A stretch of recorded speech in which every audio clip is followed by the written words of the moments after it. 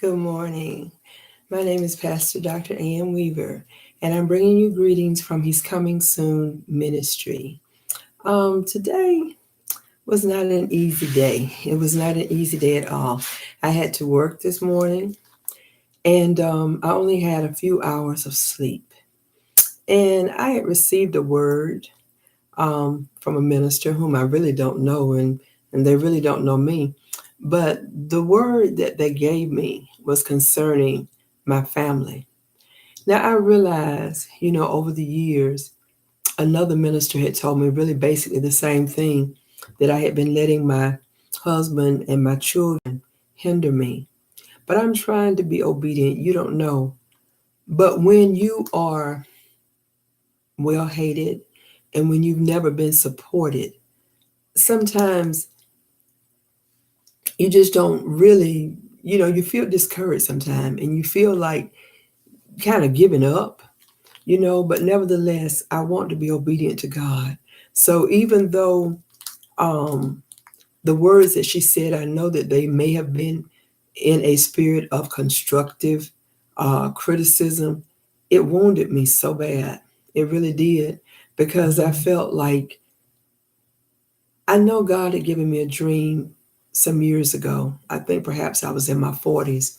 And He told me that He would bless me or bless anyone for what they did for children and what they did for old people, because those are the two groups of people that can't help themselves. He said, but what you do for grown people, you're on your own. And so, what God was really trying to convey to me was that sometimes you can handicap people by giving them too much, but at the same time, when you use a person or you despitefully use a person, that's not my nature to do that, but I've had it done to me. And sometimes when people use you, it makes you feel worthless. You just feel like so taken advantage of. Sometimes you just feel so hurt and so crushed in your spirit because of how people handle you. But I am still pressing on. I'm pressing on. I'm going to go ahead and read Psalm 11, because that's the word that God dropped in my spirit, and then I'm going to share something else. Psalm 11. In the Lord I take refuge, to shoot in the dark at the upright in heart. If the foundations are destroyed, what can the righteous do? The Lord is in his holy temple. Ulaban Satan Rebeko Satalabo Kosha Shedebe Soto Koyaraba Handelebe Kishitiria Hasharain Washendelabo Kosatel God. Like I said, I felt so bad when that lady gave me that word. I didn't feel worthy. I didn't feel like going on. I didn't feel like pressing on. Because I said my household is out of order. I said, but what can I do? I mean, I've let these things go on so long, because a lot of times your children may be rebellious against you. It's not all the time that you haven't taught them, but they have other people in their ears. I mean, sometimes people can say, well, if you were a prophet, why didn't you see this? If you were a prophet, why didn't you see that? A lot of times God have shown people stuff, but it's up to them if they receive it. So what happened was I got up and I began to try to do things around the house. And so before I knew it, it was 5 o'clock. And so at 5 o'clock, it was time for me to get ready for work. And I started not to go because I felt so hurt and so wounded. That's what I'm saying. When people give you a word, they have to consider how that word is going to be received.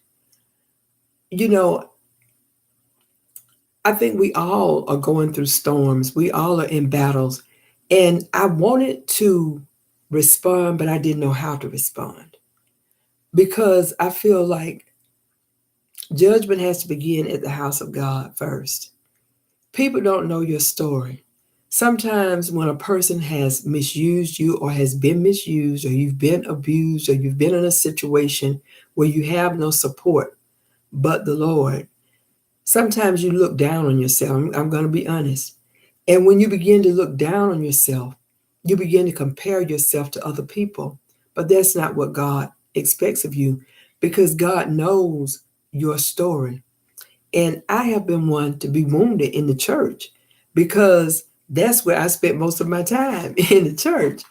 It wasn't it wasn't the people in the street, oh, I bind Satan, that wounded me so much. It was the people in the church, because the people in the church have been so critical. The people in the church have taken up so many reproaches. They may not know you, but they hear about you and they gossip. And then they try to manipulate you after they receive information. Then they try to manipulate you. And that's a spirit of witchcraft. I'm not really moved by people anymore prophesying to me, because I don't know what they told God, and I don't know what God told them. But I do know this, that if God gives you a word for someone, it's never to destroy them. It's all show me. It's never to wound them. And I feel like there are too many carbon copy people, because God gave me a dream many years ago that He was not looking at numbers, but there was a man and he was driving an old car, but he was trying to get one soul saved at a time, and God was well pleased. So when God first called me to minister, He called me to minister when I was 18 years old. When I was 18 years old, the Holy Ghost was fresh upon me. It really was. I was speaking in tongues as the Spirit of God gave utterance, and God was revealing mysteries. But I always had such a lonely life. And I have been in churches myself where people just attacked me. I mean, you could only say that they attacked you because I don't know what they saw in you. Sometimes people see in you more than you can see in yourself. And that's one reason why it took me so long to yield to ministry, because I didn't have a bunch of people saying, "Oh, Ann, you have a calling to be a minister. You need to do this, you need to do that." No, no, no. I often wondered sometimes why people would follow some people and wouldn't follow others.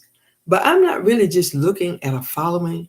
Right now, I'm trying to obey God, because I was praying in the Spirit just this week, and God said He was coming soon. And so I feel like I've already neglected the things of God, because sometimes you try to be the way others think you should be. One thing she was telling me, make sure when you go before your video, make sure you look your best. Don't look so gloomy. People don't know your story. Sometimes you are going through things. I'm not saying that everything you go through means that you're in the perfect will of God, because many years ago, that's another thing. I was praying in tongues, and the tongue said to divorce. And at the time, I was so afraid to be on my own. So I just stayed in a marriage that I probably shouldn't have stayed in. I'm not saying that I should have stayed in it, because sometimes you can love your husband more than you can love your children more than you. So you just, I don't know. I know what I'm trying to say, but I know that God is soon to come back. And all I want to do is make sure that I do this ministry. If I can't reach but one soul, I'm not trying to be Juanita Bynum. Oh God, I'm not trying to be Shirley Caesar. I'm not trying to be anyone. This is just me. And this, oh my, I saw the Lord. This is just my ministry. And if no one chooses to follow, then that's fine. But I know that there's someone that I can reach. And maybe I'm not called to you. Maybe, maybe I'm not. But I still have, oh God, I still have to be obedient. So I'm going to read Psalm 11. Okay, it says, "In the Lord I take refuge. How can you say to my soul, flee like a bird to your mountain? For behold, the wicked bend the bow. They have fitted their arrow to the string, to shoot in the dark at the upright in heart.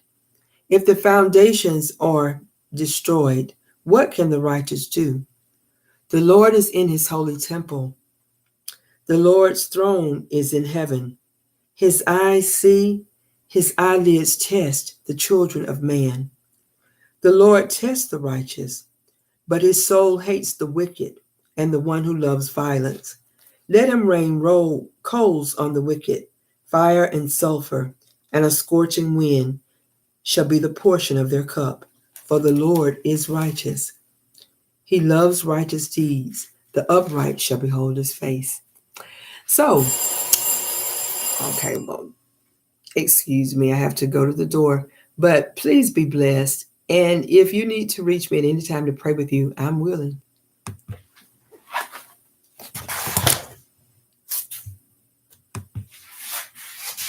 Oh,